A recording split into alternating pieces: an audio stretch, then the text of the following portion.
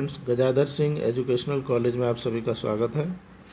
आज की क्लास में हम लोग बात करने वाले हैं सामाजिक अध्ययन में इतिहास के सोर्स ऑफ हिस्ट्री की।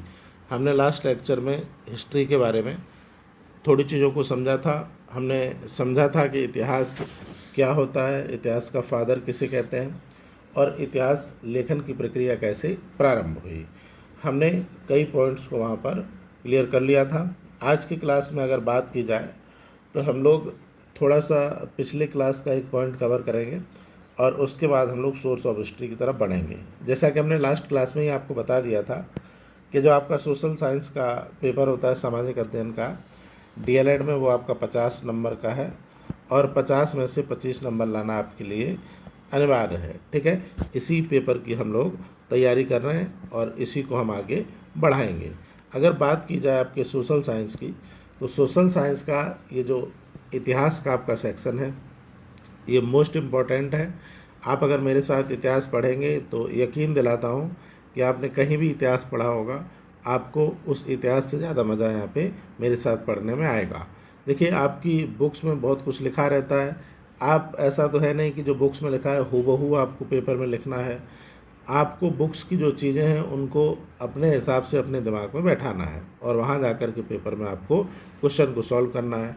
तो हम उसी का प्रयास करेंगे कि किस प्रकार से इतिहास की जो चीज़ें हैं वो सरलतम तरीके से आपके दिमाग में बैठ जाएं। तो चलिए हम लोग शुरू कर लेते हैं। देखिए, हम लोगों ने लास्ट क्लास में जो एक पॉइंट समझा था उसको थोड़ा सा हम डिस्कस कर लें, उसके बाद आगे बढ़ेंगे। हमने समझा था कि हमारा जो इतिहास है उसे बेसिकली हमने 3 भागों में डिवाइड कर दिया है। ठीक है, बेसिकली 3 भागों में, और वैसे अगर ओवरऑल देखा जाए तो हम उससे ज़्यादा भागों में भी डिवाइड उसको करते हैं। जैसे इतिहास में सबसे पहला जो भाग था हमारा, वो हमने समझा था कि हमारा प्राचीन भारत का इतिहास है, एंशिएंट हिस्ट्री। दूसरा जो हमारा भाग था वो हमने समझा था ये मध्यकालीन इतिहास है, मध्यकालीन यानी कि मिडिवल हिस्ट्री। और तीसरा जो हमारा है वह है आधुनिक इतिहास, आधुनिक इतिहास। ठीक है, तो यहाँ पे हमने प्राचीन में समझा था कि मानव सभ्यता के प्रारंभ होने से लेकर के और विदेशी आक्रमणकारियों के भारत में आने तक का जो इतिहास है वो प्राचीन भारत का इतिहास है। मध्यकालीन विदेशी आक्रमणकारियों का इतिहास है। इसमें बेसिकली जब अरबों का आक्रमण होगा, उसके बाद दिल्ली सल्तनत आपका हो गया, उसके बाद मुग़ल साम्राज्य हो गया। अंग्रेज़ों के आने के बाद मुग़ल साम्राज्य के कमज़ोर पड़ने तक मध्यकालीन इतिहास है। फिर उसके बाद आधुनिक इतिहास में भारतीयों और ब्रिटिशर्स या फिर अंग्रेज़ बोल लीजिए या फिर यूरोपियन बोल लीजिए आप, क्योंकि यहाँ पर ब्रिटेन के अलावा, इंग्लैंड के अलावा या फिर यूके के अलावा और भी देश थे जो भारत में आए थे, भारत में शासन करना चाहते थे। तो उनके साथ भारत का क्या कन्फ्लिक्ट है और किस प्रकार से हमें आज़ादी मिली, वो हम आधुनिक भारत के इतिहास में पढ़ेंगे। इसके अलावा एक और आपका सेक्शन होता है विश्व का इतिहास, वर्ल्ड हिस्ट्री।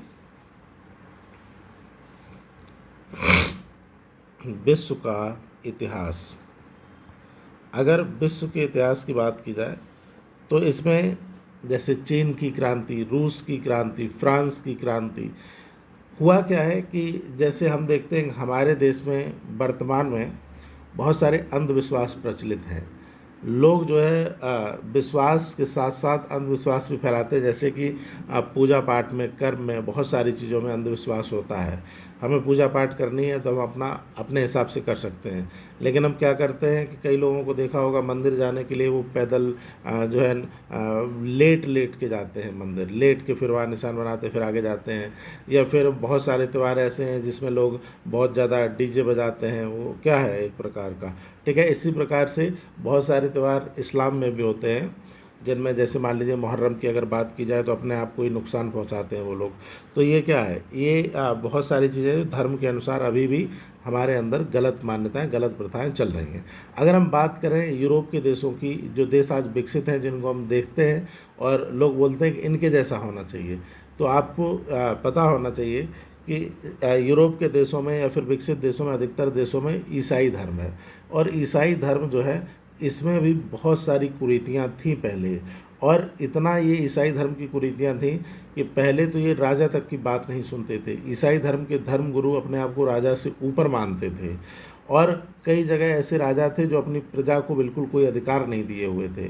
तो इन्हीं प्रजा ने अपने अधिकारों को पाने के लिए, और जो धर्म गुरु हैं, जो धर्म का चंगुल है, उससे बचने के लिए जो क्रांतियां की, उन क्रांतियों का इतिहास विश्व इतिहास कहलाता है। जैसे कि आपकी फ्रांस की क्रांति है, जैसे आपकी रूसी क्रांति है, जैसे आपकी चीनी क्रांति है। ये बेसिकली जो क्रांतियां होती हैं, ये पब्लिक अपने अधिकारों को पाने के लिए ये क्रांति करती है। तो यहाँ पे विश्व का इतिहास ये आपका सेक्शन हो गया। तो यही यहाँ पर दिया गया है, प्राचीन इतिहास, आधुनिक इतिहास, मध्यकालीन इतिहास और विश्व का इतिहास। बाकी सामाजिक और सांस्कृतिक इतिहास ये उसी में शामिल है। समाज में किस प्रकार से डेवलपमेंट हुआ, संस्कृति में किस प्रकार बदलाव हुआ, यही सामाजिक और सांस्कृतिक इतिहास होता है। जैसे कि अगर बात की जाए सामाजिक इतिहास की, तो आप याद रखिएगा, जैसे कि हमारा जो समाज है, समाज में लगातार बदलाव आ रहे हैं। पहले समाज में किस तरह से लोग एक दूसरे के साथ रिएक्ट करते थे, क्या लोगों का नज़रिया रहता था एक दूसरे के लिए, अब नज़रिया क्या है, जो लगातार बदलाव है। समाज हमारा कैसा बना है, समाज में किसकी ज़्यादा भूमिका है, क्या औरतों की ज़्यादा भूमिका है या फिर पुरुषों की ज़्यादा भूमिका है, किस प्रकार से समाज को चलाया जा रहा है, ये सामाजिक इतिहास होता है। सामाजिक इतिहास हर एक इतिहास के साथ चलता है। जैसे प्राचीन इतिहास की अगर बात करें तो प्राचीन काल का सामाजिक इतिहास अपना होगा। आधुनिक इतिहास की बात करें तो आधुनिक इतिहास में भी अपना सामाजिक इतिहास होगा। फिर अब विश्व सांस्कृतिक इतिहास, तो जैसा समय होता है वैसी संस्कृति होती है।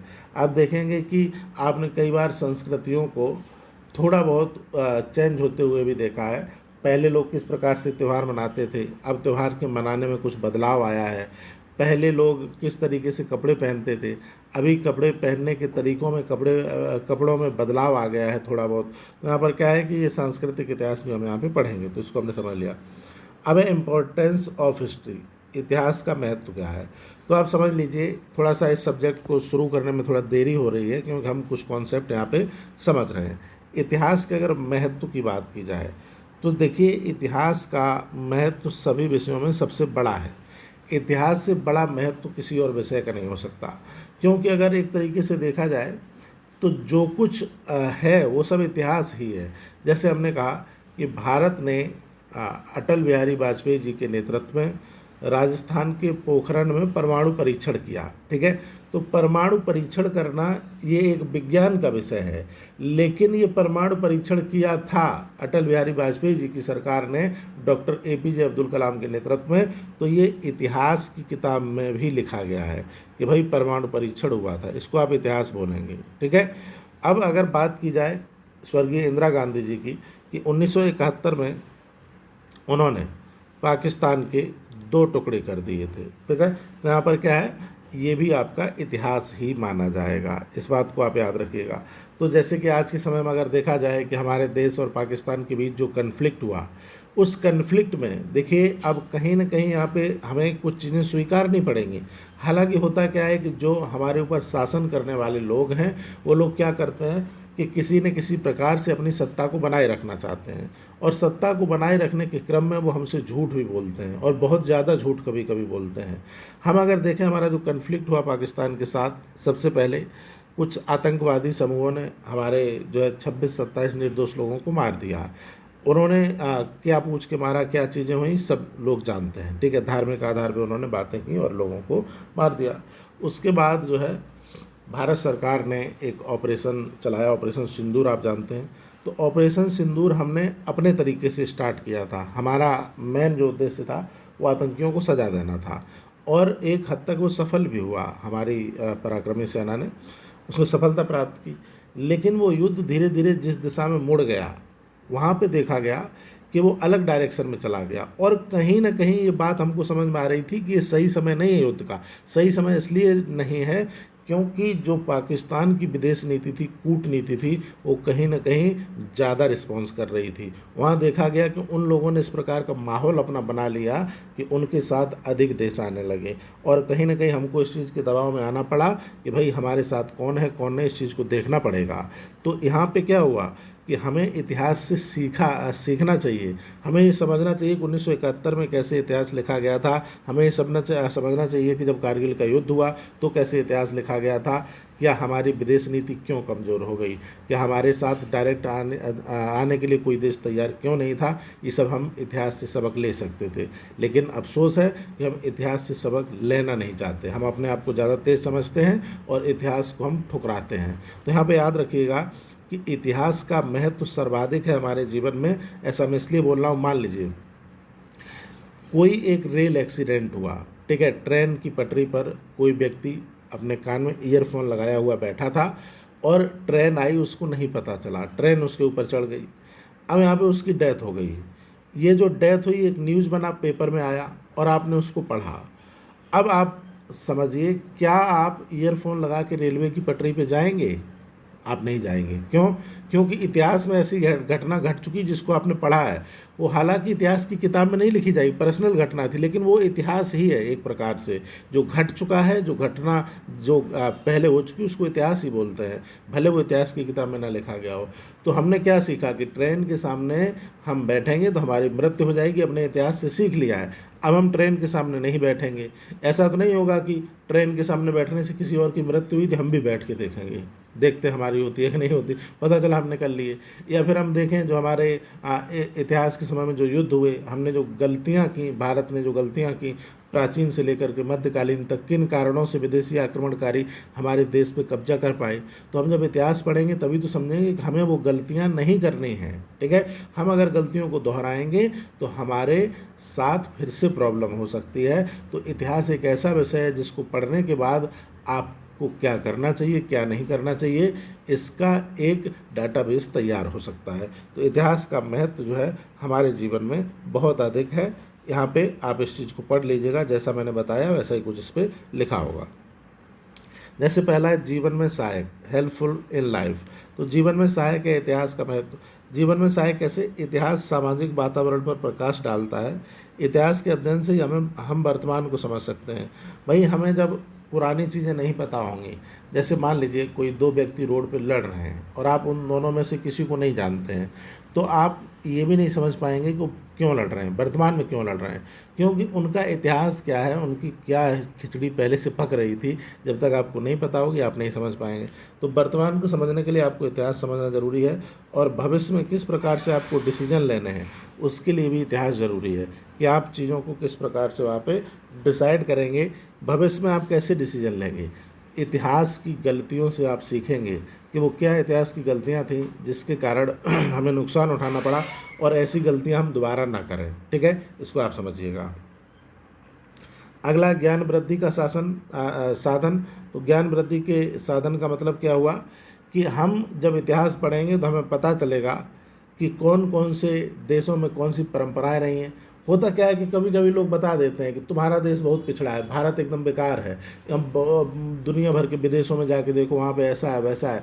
तो ऐसा नहीं होता है, ठीक है। हर देश की अपनी कमियाँ होती हैं, भारत में अपनी कमियाँ अपनी अच्छाइयाँ हैं। सभी देश अपने आप को श्रेष्ठ बनाने की कोशिश करते हैं। तो जब हम इतिहास पढ़ते हैं तो हमें पता चलता है कि जिसके बारे में तुम गुणगान कर रहे हो वो देश भी किस प्रकार से अपने आप को विकसित किए हैं, वो हम इतिहास में देख सकते हैं। उन्होंने अपनी गलतियों को माना है और मानने के बाद अपने आप को आगे बढ़ाया है, तभी वो आज विकसित हैं। हम भी अपनी गलतियों को माने और मानने के बाद अगर हम आगे बढ़ें, हम शिक्षित हों, तो हमारा देश भी महान बन सकता है, ठीक है। इसके बाद है व्यवहारिक जीवन में उपयोगिता। तो व्यवहारिक जीवन में क्या उपयोगिता है भाई? किस प्रकार से समाज में लोग जीवन निर्वाह करते रहे हैं, किस प्रकार से जीविका का साधन चला है, और किस प्रकार से लोगों ने चीज़ों को दुनिया में समझा है, ये अगर हम इतिहास पढ़ लेंगे तो उसकी उपयोगिता को समझ जाएंगे। व्यापक दृष्टिकोण का विकास। देखिए एक चीज़ मैंने नोटिस की, आपको अपने बारे में बाद में कभी बताऊंगा। मैं इतिहास जो है वो IAS के लिए, PCS के लिए कई सालों तक लगातार पढ़ाया हूँ। ह्यूमैनिटीज़ को सब्जेक्ट है, चाहे इतिहास हो चाहे पॉलिटी हो, इस सब्जेक्ट में कई सालों तक पढ़ाया हूँ स्टूडेंट को। तो यहाँ पे अगर देखा जाए कि आपका जो सिलेबस है, ये मैंने जब देखा कि ये जो सिलेबस है ये सिलेबस डीएलएड का है। भले ही इसमें आप शिक्षक बनने जा रहे हैं और आप 1 to 8 के शिक्षक बनने जा रहे हैं, लेकिन सिलेबस इतना बेहतरीन दिया गया है इसमें कि आप अगर इतना पढ़ लें तो आपका दिल खुश हो जाएगा और आप समझ जाएंगे कि आपको किस प्रकार से जीवन जीना है। जैसे व्यापक दृष्टिकोण का विकास, आपने देखा होगा बहुत सारे लोग ऐसे हैं समाज में जो फेसबुक से, यूट्यूब से, व्हाट्सएप से इधर उधर से ज्ञान प्राप्त करके उछलते रहते हैं, बोलते रहते हैं नहीं ऐसा नहीं वैसा, ऐसा नहीं वैसा है। आप अगर इतिहास को सच में पढ़ते हैं, और हमेशा एक चीज़ ध्यान रखा करिए, किसी भी चीज़ को एक ही नज़रिए से नहीं देखना है। जैसे मान लीजिए, मुझे तो आप यकीन नहीं करेंगे, इंडिया के न्यूज़ चैनल जो है इतने नाकारा हैं कि अगर कोई घटना हो, जैसे मान लीजिए कोई घटना अमेरिका में हुई है, ठीक है, और इंडिया के न्यूज़ चैनल पे आप देख रहे हैं, तो इंडिया के न्यूज़ चैनल पे देखने के बाद मैं कोशिश करता हूँ कि अमेरिका के भी किसी न्यूज़ चैनल पे या फिर ऑस्ट्रेलिया के भी किसी न्यूज़ चैनल पे उस घटनाओं को मैं देख लूँ, क्योंकि मुझे भारतीय मीडिया पर बिल्कुल भरोसा नहीं वो क्या दिखा रहे हैं। तो यहाँ पर क्या होता है कि आपके अंदर व्यापक दृष्टिकोण का विकास होगा कि सामने वाला जो बोल रहा है उसको आप तुरंत समझ जाएंगे कि इस व्यक्ति की बात में कितनी सच्चाई है, क्योंकि आपका जो नज़रिया है वो ब्रॉड हो चुका है, व्यापक हो चुका है। आप चीज़ों को उस नज़रिए से देखते हैं जिस नज़रिए से देखना चाहिए। आपकी मानसिकता संकीर्ण नहीं है। कुछ लोगों की मानसिकता संकीर्ण होती है, एक धर्म तक, एक जाति तक, एक राजनीतिक पार्टी तक सीमित हो जाती है। लेकिन कुछ लोग ऐसे होते हैं जिनके लिए सर्वप्रथम मानवता होती है, दुनिया होती है, उसके बाद अपना देश होता है, और वो वैसे ही लोग होते हैं जिन्होंने इतिहास को पढ़ा है, उसको समझा है, उसके व्यापक दृष्टिकोण को अपनाया है। ठीक है, तो व्यापक दृष्टिकोण तभी विकसित होगा आपका जब आप इतिहास को समझेंगे। ठीक है, मानसिकता का बोध आपका, तो मानसिकता का बोध आपकी कैसी मानसिकता है ये कैसे पता चलेगा? जब आप किसी चीज़ को पढ़े लिखे होंगे। देश प्रेम की भावना जागृत होना, इतिहास को पढ़ने के बाद देश प्रेम की भावना जागृत होगी कि नहीं? आप बताइए। आप इतिहास जब पढ़ेंगे तो आप देखेंगे कि इतिहास में हमारे बहुत सारे ऐसे स्वतंत्रता सेनानी हुए जिन्होंने हमारे आज़ादी आंदोलन में अपने प्राण न्यौछावर कर दिए। ठीक है, हम चाहे उनमें बात करें शहीद चंद्रशेखर आज़ाद की, चाहे वहाँ पर बात करें हम भगत सिंह की, शहीद सुखदेव की, राजगुरु की, तो यहाँ पे ये ऐसे क्रांतिकारी हुए जिन्होंने अपने प्राण न्यौछावर कर दिए हमारी देश की आज़ादी के लिए। और हम आज अपने देश के साथ क्या कर रहे हैं आप सभी लोग देख ही रहे हैं, कुछ नेताओं के चंगुल में फंस के। और आज आप देखिएगा कि जो हमारी विदेश नीति थी वो फेल हो गई। आप समझिए कि इतनी बड़ी जनसंख्या वाला देश, दुनिया की सबसे बड़ी जनसंख्या वाला देश, और आज से 4 दिन पहले देश के लोगों के अंदर एक माहौल लग रहा था कि क्या हो रहा है भाई। जहां हमको एकदम सटीक तरीके से जीत जाना चाहिए था, वहां कोशिश की गई कि दिल्ली पे हमला किया जाए। और आपने देखा कि हरियाणा के हिसार में वो मिसाइल जो दिल्ली के लिए दागी गई थी, हमारी पराक्रमी सेना ने उसको मार गिरा दिया। लेकिन फिर भी आप देखिए कि उस देश की इतनी हिम्मत कहाँ से आई कि उसने सीधा दिल्ली पे आक्रमण करने के लिए सोच लिया। और दिल्ली के इंडिया गेट को भारत सरकार ने खाली भी कराया था कि कहीं वहाँ हमला ना हो जाए, और एक मिसाइल भी जो कि हरियाणा के हिसार में गिराई गई आर्मी के द्वारा। तो ये हिम्मत, ये ताकत उस देश के पास कहाँ से आई? ये हमारे देश की विदेश नीति का फेल्योर है। इसको जितनी जल्दी हम मान लेंगे और जितनी जल्दी हम इस चीज़ पर काम करेंगे उतना अच्छा है, वरना फ्यूचर हमारा बहुत ख़राब होने वाला है। उसके पीछे का रीज़न ये है कि अभी जो एकदम कमज़ोर देश था, जो हमारे सामने बराबर में खड़े होने की जिसकी हैसियत नहीं थी दुनिया में, उसको अमेरिका जैसे देशों ने हमारे देश के बराबर में खड़ा कर दिया। एक साथ दोनों का नाम लिया गया, एक साथ दोनों को कंपेयर किया गया, और कुछ समय बाद उसका कॉन्फिडेंस और हाई हो जाएगा। उसको लगेगा, अभी आप देखिए कि वहाँ लोग कैसे जश्न मना रहे हैं, बिना जीत का जश्न, जबकि हमारी सेना ने पराक्रमी अपना जो है पराक्रम दिखाया और पूरी तरीके से डोमिनेंस किया, फिर भी वो लोग जश्न मना रहे हैं। तो उनका कॉन्फिडेंस किस प्रकार से बढ़ा हुआ है ये बात आप समझिएगा।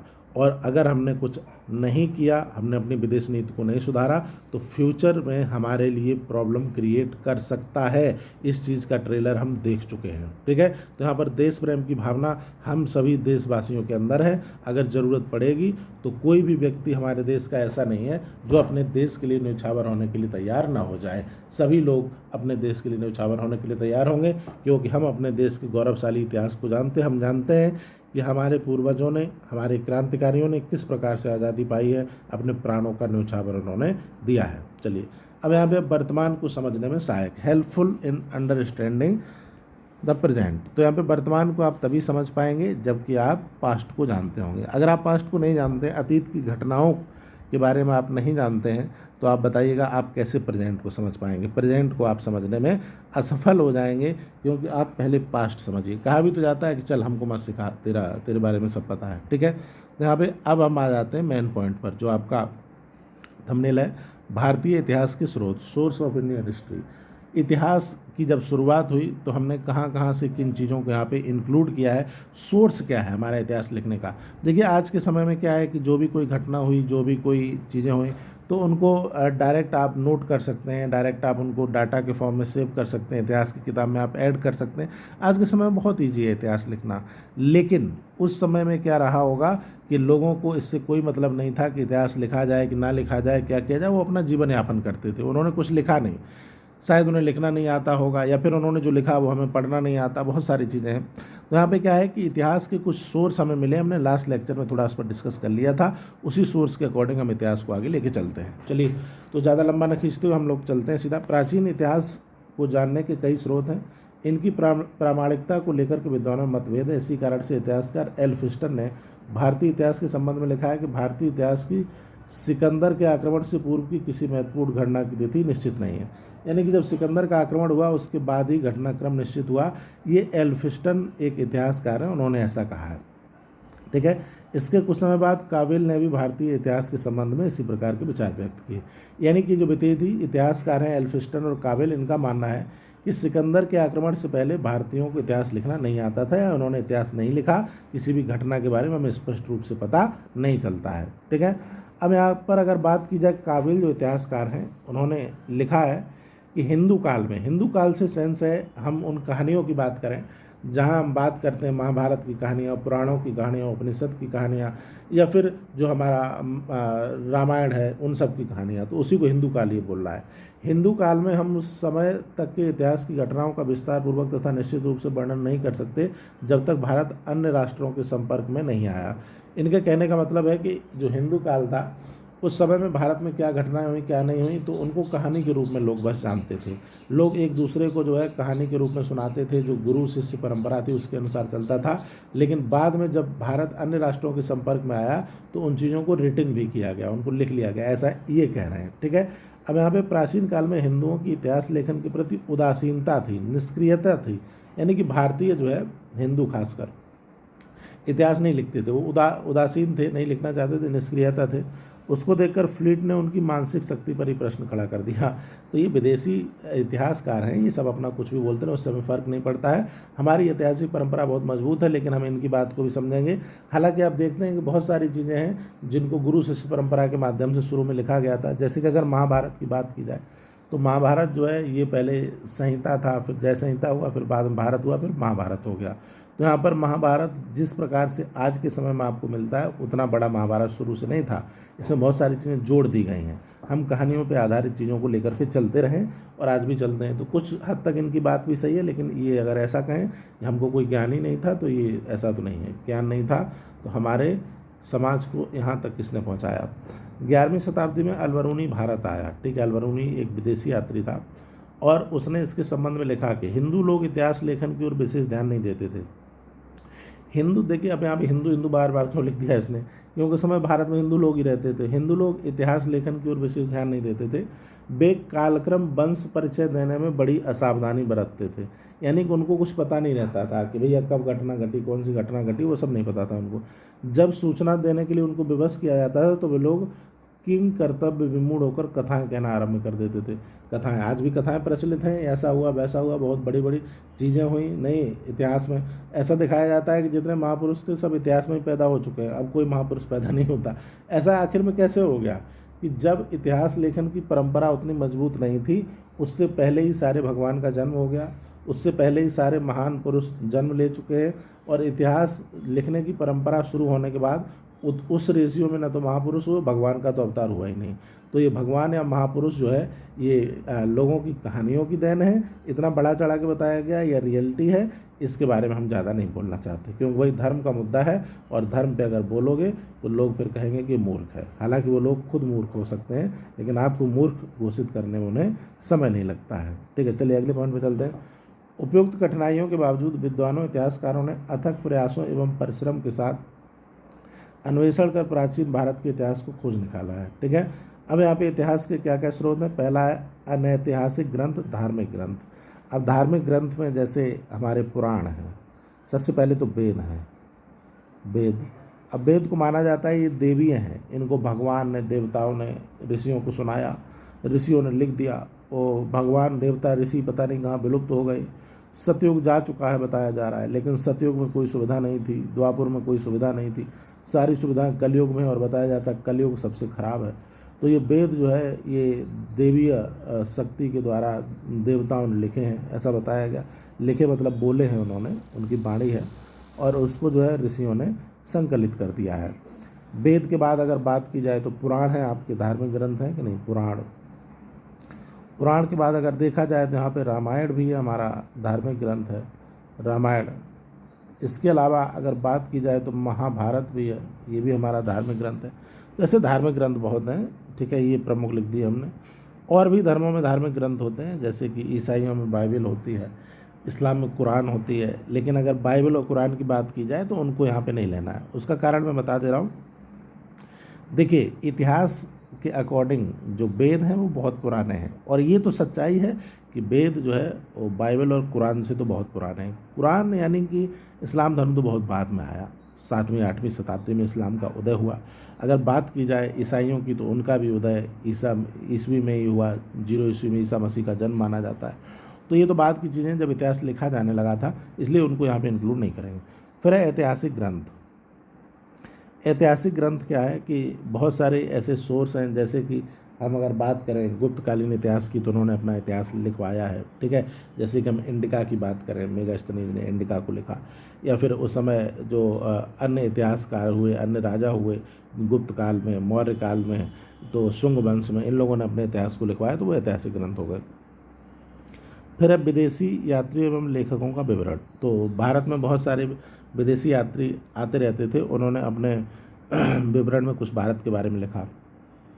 पुरातत्व संबंधी सामग्री, यानी कि कुछ इस प्रकार की हमारे पास सामग्री भी है जिससे हमें पता चलता है कि इतिहास किस प्रकार से था। जैसे अगर बात करें हम हड़प्पा सभ्यता की, तो वहाँ से कई जगह से कुछ चीज़ों के सोर्स मिल गए हैं। जैसे कि अगर बात की जाए उन सोर्स की, तो आप देखेंगे कि कई जगह कहीं घोड़े का साक्ष्य मिला हुआ है, कहीं बिल्ली का साक्ष्य है, कहीं हल का साक्ष्य है, कहीं चूड़ियों का साक्ष्य है। तो इन भीमबेटका की गुफा में चित्रकारी के साक्ष्य हैं।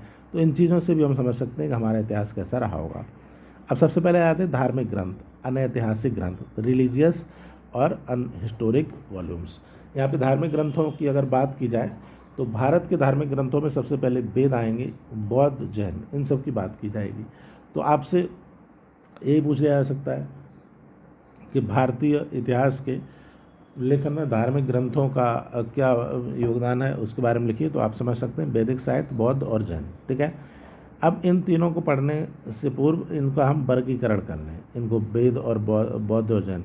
तो वेदों की अगर बात की जाए तो आप देखिए ज़रा, वैदिक साहित्य में क्या क्या है आपका। 4 तो वेद हैं आपके, ऋग्वेद, यजुर्वेद, सामवेद, अथर्ववेद। चारों वेदों में सबसे पुराना वेद कौन सा है, तो आप कहेंगे ऋग्वेद है।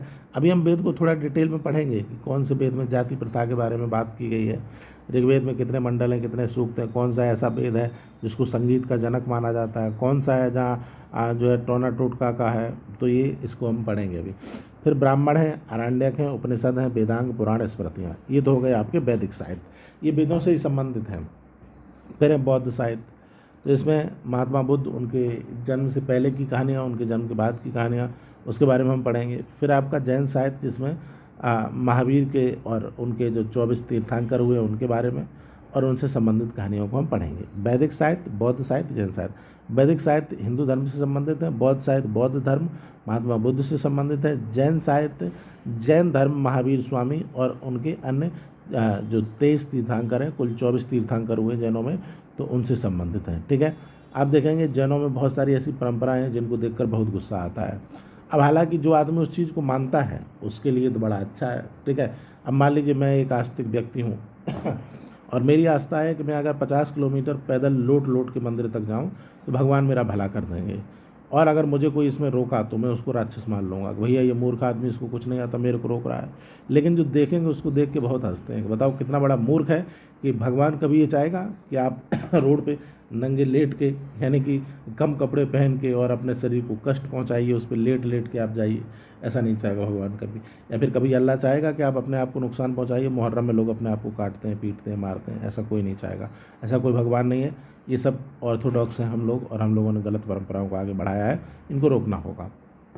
चलिए, तो यहाँ पर क्या उपयुक्त साहित्यिक विवरणों में धार्मिक एवं लौकिक दोनों प्रकार के ग्रंथों का वर्णन किया गया है। देखिए, लौकिक का मतलब क्या हो गया, रियल, और धार्मिक का मतलब हो गया रिलीजियस।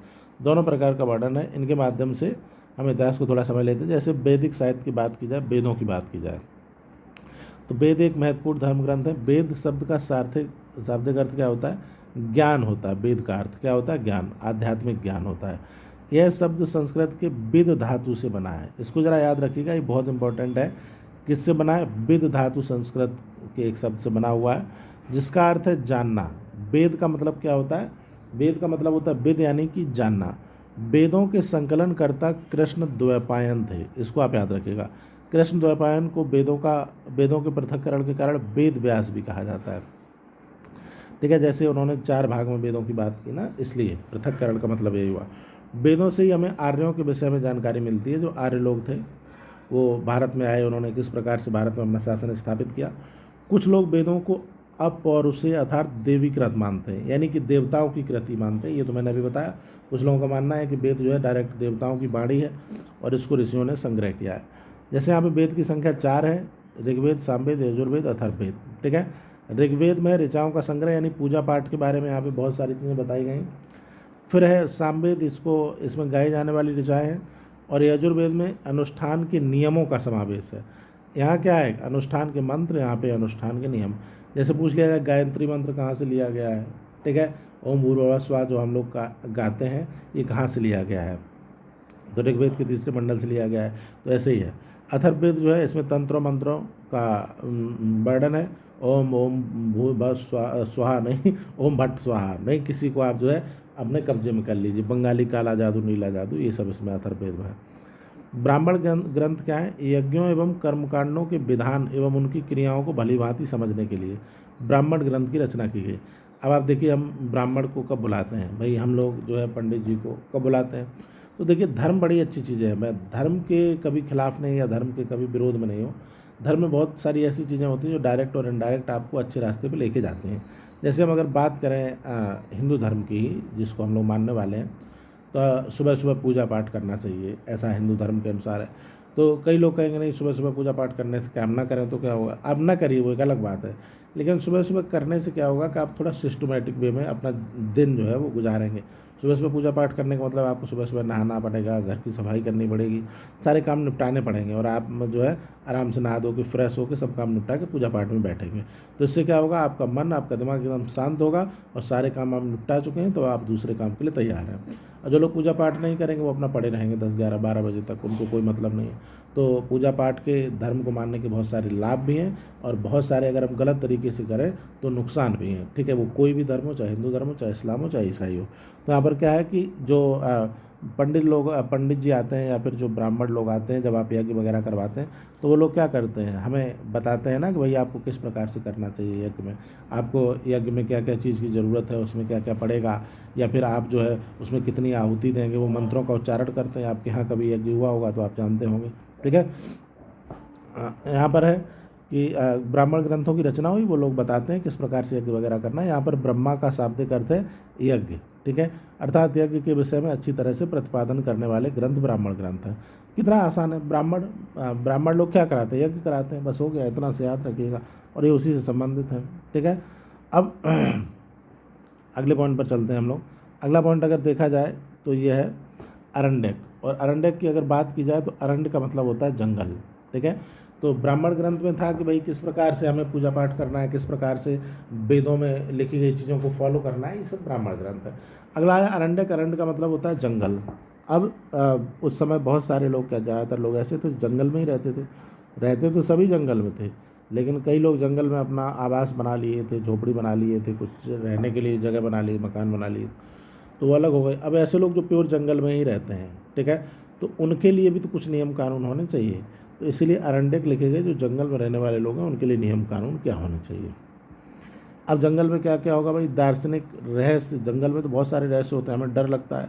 कहीं जंगल में आप जाइए, सुनसान जंगल में होगा, कहीं आत्मा ना आ जाए, कहीं भूत प्रेत ना आ जाए, इस चीज़ का डर रहेगा कि रहेगा नहीं रहेगा बताइए। आत्मा का पता चला पीपल का पेड़ है, आप डर रहे हैं कहीं आत्मा उतर के आपके अंदर न समा जाए, ठीक है। मृत्यु का भी भय आपको लगेगा, जीवन का भी भय लगेगा, जंगल में तो डर लगता है, तो उसी का वर्णन यहाँ पे है।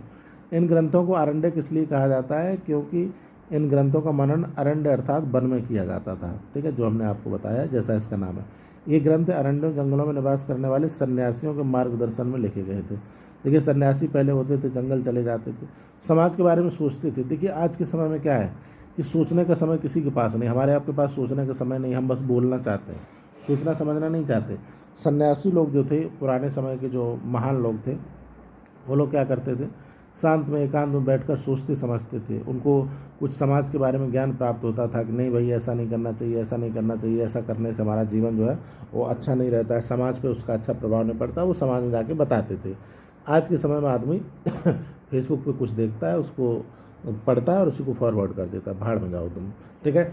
अब अगले पॉइंट पे चलते हैं हम लोग। तो यहाँ पे आरण्यकों की बात की जाए तो कुछ आरण्यक हैं, जैसे ऐत्रेय आरण्यक, सांख्यायन आरण्यक, बृहदारण्यक।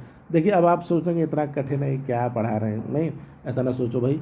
यहाँ पे है क्या कि आप इसको अगर देखते रहेंगे, इसको पढ़ते रहेंगे, तो जब मान लिखने को आएगा ना, तो इसमें से अगर 10% चीज़ें भी आपको याद रह गई तो आप लिख पाएंगे। अब यही तो एक मज़ा है पढ़ने का, कि आप अगर आराम से पढ़िए, ज़्यादा पढ़िए, और लिखने जब जाएंगे तो भले ही आप भूल जाइए, लेकिन ऐसा तो है नहीं कि सब कुछ भूल जाएंगे। कुछ कहानियाँ हम आपको सुना भाई वही लिख दीजिएगा। देखिए यहाँ पे क्या है कि पॉइंट जो भी टॉपिक आएगा उससे संबंधित कुछ भी जानकारी अगर आपके पास है तो आप क्वेश्चन आंसर लिख पाएंगे, ठीक है। तो इसलिए आप इसको पढ़ते रहिए, कुछ ना कुछ जानकारी मिलेगी और उस जानकारी के अनुसार आप क्वेश्चन बना के आएंगे, बढ़िया आपके नंबर आएंगे। तो यहाँ पे क्या है, ऐतरेय ब्राह्मण उपनिषद सांख्य ऋग्वेद से संबंधित है, बृहदारण्यक शुक्ल यजुर्वेद से संबंधित है, यानी कि अलग अलग वेद से हैं। मैत्रायणी आरण्यक कृष्ण यजुर्वेद से संबंधित है। यजुर्वेद 2 भागों में, शुक्ल और कृष्ण, ठीक है, अभी आगे हम पढ़ेंगे, उसकी बात की गई है। अब आरण्यक ग्रंथों में प्राण विद्या की महिमा का प्रतिपादन विशेष रूप से मिलता है। प्राण विद्या आप जानते हैं कि यहाँ पर जो है किस प्रकार से लोग प्राण विद्या का मतलब क्या हुआ, किसी के अंदर प्राण डाल देना, भाई कोई मर गया जंगल में तो उसको कैसे जीवित करना, या फिर खुद अपने आप कैसे जीवित रखना है, कैसे बचना, भाई सब है। इसमें कुछ ऐतिहासिक तथ्य भी हैं, जैसे कि तैतरीय आरण्यक में कुरु, पांचाल, काशी, विदेह आदि महाजनपदों का उल्लेख भी है। उपनिषद की बात की जाए तो कई बार तो आपके पेपर में यही पूछा गया, उपनिषद की संख्या कितनी है, तो 108 है उपनिषद। सबसे इंपॉर्टेंट पॉइंट यहाँ पर यही आ गया। प्रमुख उपनिषद क्या है, तो ईश, कैन, कट, मांडूक, तैतरीय, ऐतरेय, छांदोग्य, श्वेतांबर, बृहदारण्यक, कौशिकी, मुंडन, प्रश्न, मैत्रेय, ये प्रमुख है, ठीक है, उपनिषद। लेकिन शंकराचार्य ने जिन 10 उपनिषदों को अपना भाष्य लिखा उनके प्रमाण माना गया है, इसमें सब दिया गया है, ईश, कैन, मांडूक, मुंडक, ये सब 10 हैं, ठीक है। इस प्रकार 108 उपनिषदों में केवल 13 उपनिषद को ही प्रमाणिक माना गया है, ये बात याद रखिएगा। उपनिषद कितने, 108, और प्रामाणिक कितने, 13। अब यहाँ पर एक शब्द है जो आप जानते हैं, सत्यमेव जयते, सत्य की हमेशा विजय होती है। ये शब्द आपने सुना होगा ना, हमारे भारत सरकार ने इसको अपना रखा है, सत्यमेव जयते को। तो ये उपनिषद है मुंडकोपनिषद से ये लिया गया है, सत्यमेव जयते, बहुत इंपॉर्टेंट है ये। यहाँ पे कई बार पूछा गया आपके पेपर में, केवल डीएलएड में ही नहीं और भी कंपटीशन के पेपरों में पूछा जाता है कि सत्यमेव जयते कहाँ से लिया गया, तो आप कहेंगे मुंडकोपनिषद से लिया गया है, ठीक है। उपनिषद गद्य और पद्य दोनों में, यानी गाया भी जा सकता है, पढ़ा भी जा सकता है। इसमें प्रश्न भी है, मांडूक्य, ठीक है, तो इसको आप याद रखिएगा, इतना ज़्यादा डिटेल में नहीं जाना। वेदांग, तो वेदांग की कुल संख्या 6 है, इसको सबसे पहले आप याद रखेंगे। वेदों के अर्थ को अच्छी तरह से समझने के लिए वेदांग लिखा गया है, और वेदांगों की संख्या 6 है। इसमें शिक्षा, कल्प, व्याकरण, ज्योतिष, छंद और निरुक्त है। सूत्र साहित्य, तो सूत्र साहित्य में कल्प सूत्र, गृह सूत्र, धर्म सूत्र, ठीक है। उपनिषदों के उपरांत सूत्र साहित्य का प्रारंभ होता है। सूत्र साहित्य में क्या है, कल्प सूत्र में वैदिक यज्ञ के नियमों का वर्णन है, ठीक है। कल्प सूत्र में वैदिक यज्ञ कैसे होंगे उसका नियम है। गृह सूत्र में कैसे गृहस्थी आपको चलानी उसका नियम है। और धर्म सूत्र में धर्म से संबंधित चीज़ों का राजनीतिक और वैधानिक व्यवस्था के बारे में वर्णन किया गया है। फिर आ जाते हैं स्मृतियाँ, जैसे आपने मनुस्मृति का नाम सुना होगा ना, सबसे ज़्यादा प्रचलित वही स्मृति है, मनुस्मृति। इस तरह नारद स्मृति है, पराशर स्मृति है, बृहस्पति का, बहुत सारी स्मृतियाँ हैं, लेकिन मनुस्मृति सबसे ज़्यादा प्रचलित है। तो स्मृतियों को धर्मशास्त्र भी कहा जाता है, ठीक है। और यहाँ पे स्मृतियों का उदय सूत्रों के बाद हुआ है। संस्कृत छोड़ दीजिए, लिखा है मनुष्य के पूरे जीवन से संबंधित अनेक क्रियाकलापों के बारे में असंख्य विधि विधेयकों की जानकारी स्मृतियों से मिलती है। संभवतः मनु स्मृति लगभग 200 ईस्वी पूर्व से 100 ईस्वी पूर्व सबसे प्राचीन स्मृति है। मनु स्मृति, ये जानते ही आप, प्रचलित है। उस समय के अन्य महत्वपूर्ण स्मृतिकार है नारद स्मृति, पराशर, ये सब लिखा हुआ है यहाँ पर, ठीक है। मनु स्मृति उस समय के भारत के बारे में राजनीतिक, सामाजिक एवं धार्मिक जानकारी मिलती है। अब यहाँ पे मनु स्मृति तो आप जानते ही हैं। नारद स्मृति देखिए, नारद स्मृति से गुप्त वंश के संदर्भ में जानकारी मिलती है। अगर आपसे पूछा जाएगा कि गुप्त वंश के संबंध में जानकारी कहाँ से मिलती है, तो आप कहेंगे नारद स्मृति से। ये बहुत इंपॉर्टेंट है, गुप्त वंश के संबंध में जानकारी नारद स्मृति से मिलती है। अब यहाँ पर अगर देखा जाए तो ये बौद्ध साहित्य हैं, जैन साहित्य हैं। तो अभी तक हमने 2 क्लास में थोड़ा सा बेस तैयार कर लिया हिस्ट्री का। अब हम आगे तेज़ी से बढ़ पाएंगे, ठीक है। और यहाँ से प्रश्न भी आपके खूब आते हैं, तो आप जो है लगातार इनको देखते रहिएगा, जुड़े रहिएगा क्लास के साथ। ऐसे बच्चे जिन्होंने चैनल को सब्सक्राइब नहीं किया, भाई सब्सक्राइब कर लो, बहुत अच्छे से आपको पढ़ाने वाला हूँ मैं। और थोड़ा सा इतिहास शुरू हो जाने दीजिए। अभी क्या था कि थोड़ा शुरू होने में थोड़ा हौच पौच रहता है, अभी शुरू हो गया है इतिहास, तो आपको बेहतरीन तरीके से हम उन सब टॉपिकों को कवर करके देंगे जो कि आपके पेपर में आने वाले हैं। आपको फिर वो टॉपिक कहीं पढ़ने की ज़रूरत नहीं है, चाहे आप किसी भी एग्जाम में जा करके बैठ जाइए, आप पेपर में कर पाएंगे। दूसरी चीज़ होती है कि इतिहास को पढ़ने का मतलब केवल वहाँ पॉइंट रटना नहीं होता है कि विदेशी बाबर कब आया या फिर औरंगजेब कब मरा, केवल इतना ही नहीं पढ़ना होता है। इतिहास पढ़ने का मतलब होता है उसकी समझ विकसित होना, उसके कॉन्सेप्ट को समझना, बाकी रट तो आप लेंगे, ठीक है। तो आज की क्लास में हम लोग इतना ही रखने वाले हैं। जिन लोगों ने चैनल को सब्सक्राइब नहीं किया है वो सब्सक्राइब कर लें, और जो लोग क्लास देख रहे हैं, पूरा क्लास देखते हैं, उनको मैं धन्यवाद कहना चाहूँगा कि वो अब लोग बेहतर फ्यूचर का निर्माण कर रहे हैं। आप लोग पूरा क्लास देख रहे हैं, और जो लोग पूरा क्लास देखें, यहाँ तक लास्ट तक पहुँचे, वो लोग इसको शेयर भी कर सकते हैं वीडियो को।